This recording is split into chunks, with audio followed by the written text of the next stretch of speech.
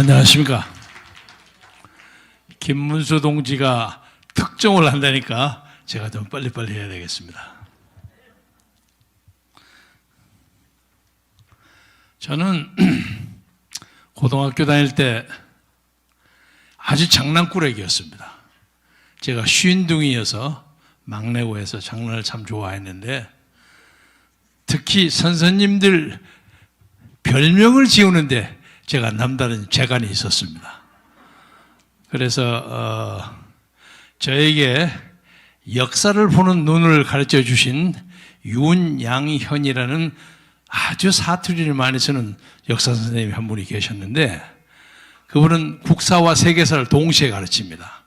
국사를 가르칠 때는 반을 쫙 갈라가지고 여기서 국사 설명하고 또 옆에서 세계사를 설명하고 세계사를 하면 여기서 세계사하고 그때 한국에서 무슨 일이 있는가 국사를 설명하고 그래서 제가 고등학교 1학년 때부터 역사를 균형 있게 보는 안목을 가졌습니다. 아주 위대한 스승인데 예를 들자면 서기 한 20, 30년 전에 예수님이 태어나셔서 선교를 하시고 그러다가 이제 AD 1년, 서기 1년부터 한 300년 동안을 무지무지한 순환을 당하다가 드디어 기독교가 로마의 콘스탄티누스 대제의 밀라노 칙령에 의해서 서기 313년에 공인이 됐습니다. 그래서 이제 포교의 자유를 얻게 되는데 그게 313년이 걸렸습니다.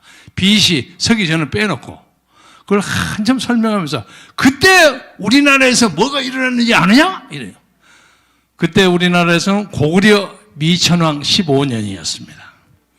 그래서 한사군의 자녀 세력이 반도 북부에 많이 있었어요. 근데 특히 고구려 북부에 있는 사람들이 그 사람들 전부 쫓아내가지고 한반도에 중국의 찌꺼리를 완전히 걷어치워버려서 그래서 우리가 민족 독립국가의 기틀을 마련했다. 이건 밀라노 칙령에 못지않게 우리 한국 역사에 중요한 것이다. 이렇게 설명하셔요. 근데 이분이 재미있는 것은 한참 얘기를 하면 입 근처에 이렇게 거품이 쫙 돋아서 달랑달랑 합니다. 그래서 제가 그 별명을 사이다 공작이라고 지었어요. 뭐 여러 가지 별명이 많은데 하나만 예를 들어서 그러는데 제가 자유총연맹 총재를 하고 있을 때 국회 행정안전위원회에 많이 불려다녔습니다. 많이 불려다니고 그때 야당에 아주 집중 타겟입니다. 유감스러운 것은 당시에 여당을 했던 새누리당 의원들이 별로 그렇게 열심히 돕지를 않아요. 그래서 개인적으로 참 서운했습니다. 몇 사람은 열심히 하지만 남은 대부분 사람들은 그냥 나무 일처럼 생각을 해요. 그런데 야당 하는 사람들이 무지무지하게 공격을 하는데 예를 들면 여러분 표창원 의원 아시죠? 내일 모레 이제 그만두는 사람. 그 사람이 저를 가지고 법인카드 20만 원을 가지고 성형수술을 했다고 저를 공격을 했어요. 그래서 내가 점을 어디서 뺐냐? 그래서 지금도 제가 내용증문서를 보내놨습니다. 너 사과해라. 사과 안 하면 내가 법적인 수속을 하겠다 하고 해놨어요. 근데 아직 안 해요. 근데 이 사람이 성미가 좀 급해서 표창원이라는 게 표창이라는 거 알죠? 2조 때 탁 던지면 사람 잡는 거. 근데 그 표창인지 원자가 있어서 좀 그 표적이 너무 멀어서 근데 찍어도 잘 가끔 헛찍는 경우가 더러 많이 있어요. 이재정 의원이라는 여자 있죠? 이 양반은 실컷 와서 저를 질문을 계속 하는 거예요. 그러면 의원님 저 답변 나올 거면 답변은 내가 질문 다 하고 난 다음에 답변해 주세요. 그리고 실컷 한 5, 6분 질문해놓고 답변 필요 없습니다 하고 나가요. 세상에 이렇게 기가 막히게 저도 국회에서 몇 년 살았다 했던 사람인데 그런데 그 중에서도 무소속했던 어떤 사람 하나가 나와가지고 제 존경하는 선배님이신데 발언도 못하고 이렇게 해서 좀 억울하실 것 같아서 제 시간을 4분 드릴 테니까 4분 동안 말씀을 해 주십시오. 그래서 내가 이 아무개 의원의 시간을 얻어서 4분 동안 설명을 했어요. 근데 그 사람이 싸가지가 있어서 이번 전라북도 남원에서 당선한 이용호 의원이 유일하게 그 사람입니다. 그래서 그때부터 그 사람 잘 될 줄 알았어요. 그런데 제가 주로 그때 공격을 당했던 얘기가 이제 본론에 들어가는데 제가 이 탄핵 반대 운동을 쭉 하면서 이 탄핵 문제에 대해서 원상복귀를 시키지 않으면 이 역사가 유례없는 정치적 혼란에 갈 것이다. 그리고 문재인 대통령이 이런 식으로 하면 이 나라에 유례없는 정치적 재앙이 올 것이다. 이런 설명을 했어요. 그러니까 그걸 들은 이제 일반 국민들이 문자에다가 재앙을 붙였다고 해서 문재앙이라는 별명을 붙였어요. 그건 제가 맺는 게 아니에요.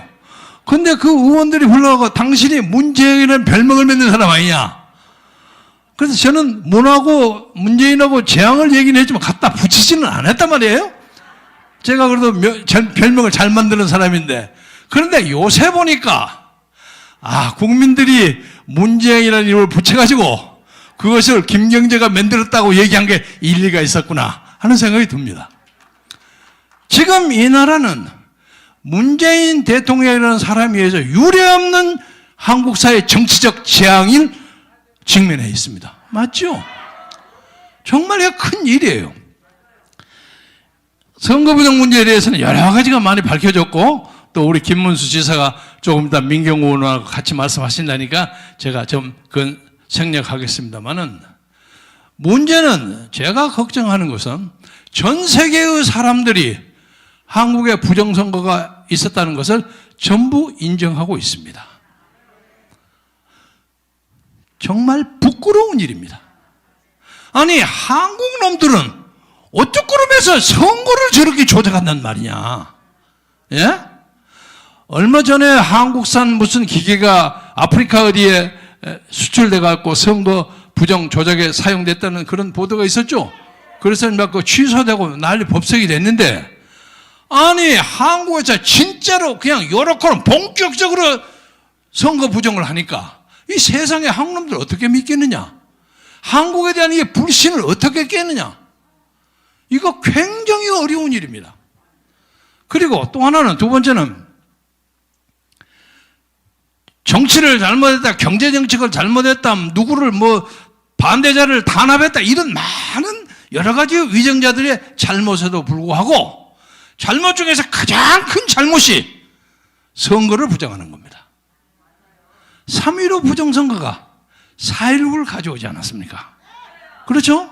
그러니까 무슨 금괴를 가지고 팔아먹고 뭘 했다는 둥, 비자금을 했다는 둥 여러 가지 의혹이 많이 있을 수 있지만 국민의 주권의 의사를 조작하고 변형시키는 거 말이야말로 절대로 우리가 용서해 줄 수 없는 반역사적 반민주적 폭거입니다. 제가 이것을 강조하고 싶은데 그런데 지금 저쪽 사람들은 자기들의 양심에 파편이라도 있는지 어쩐지 아무 말도 안 하고 있어요. 제가 그쪽 사람들 다 잘 압니다. 지금 떠들고 아주 벙거숭이처럼 난리를 칠 사람들인데 아무 소리 안 하고 있어요. 그래서 제가 3주 전에 여기서 맨 처음 얘기했습니다.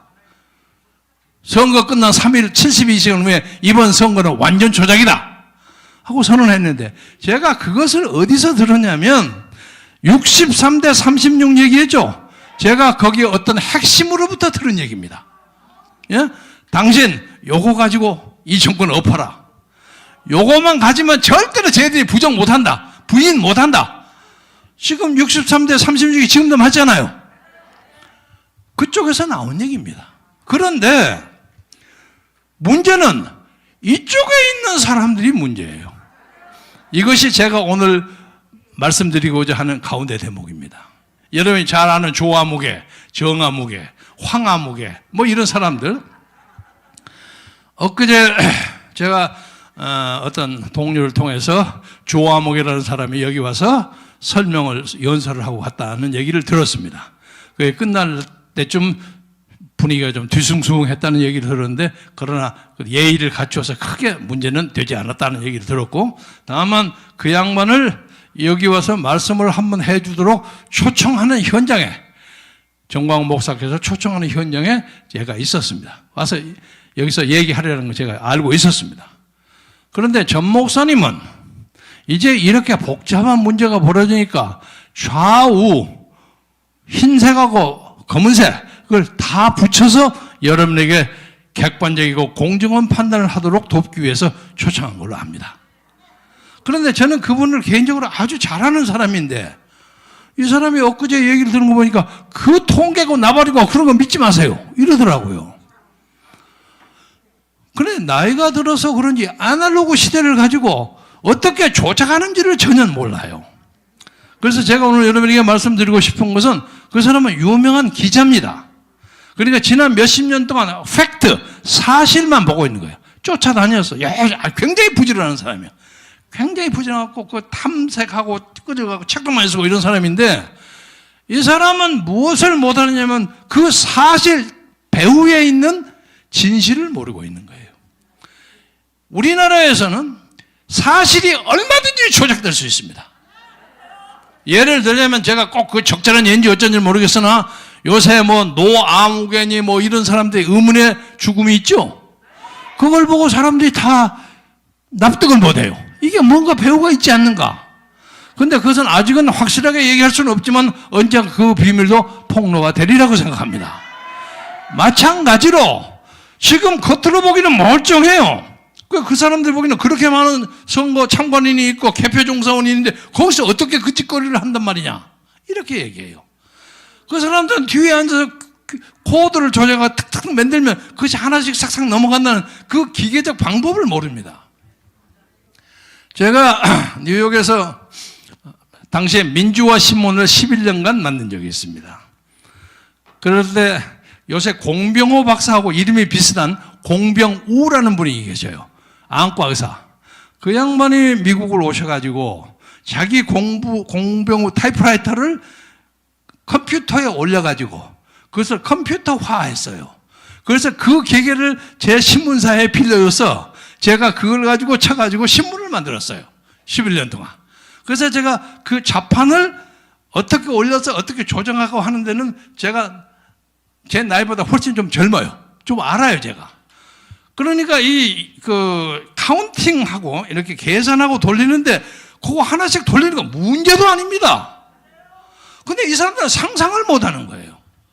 그래서 저는 이 부정선거의 문제는 절대로 감출 수 없게, 감추면 감출수록 터져나올 수밖에 없는 불가피한 역사적 필연성이 있고 이것이 새로운 역사를 끌어가는 중요한 전환점이 된다고 생각하는데 오늘 이 자리를 빌어서 제가 꼭 말씀드리고 싶은 것은 지금까지 혹시 개인적인 교만이라고 할까? 개인적인 권위의식이라고 할까? 이런 것 때문에 이번에 선거에 대해서 처음에 불쑥 말을 잘못했던 우리와 같이 있었던 동료들이 오늘 이 자리를 위해서 마지막으로 경고하겠습니다. 그렇게 하면 안 됩니다. 그리고 이 죄악이 말할 수 없는 죄악입니다. 지금 솔직하게 말해주십시오. 우리 정광 목사님 휘하에 있는 많은 기독교도 그리고 야당들 그리고 중도적인 사람들 거의 대부분이 이 선거 때문에 민심이 들끓고 있습니다.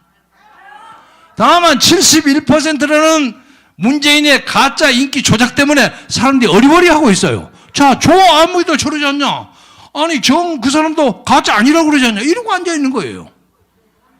그래서 그 사람들이 이 민족사와 이 민족의 언로에 끼치는 해악이 지대합니다. 이걸 내가 꼭 지적하고 싶으면서 앞으로 이 문제를 계기로 해서 다시는 우리가 적전분열하지 아니하고 새로운 역사를 만드는데 대오를 경배해 주었을 것을 간절히 간곡하게 부탁드리는 바입니다.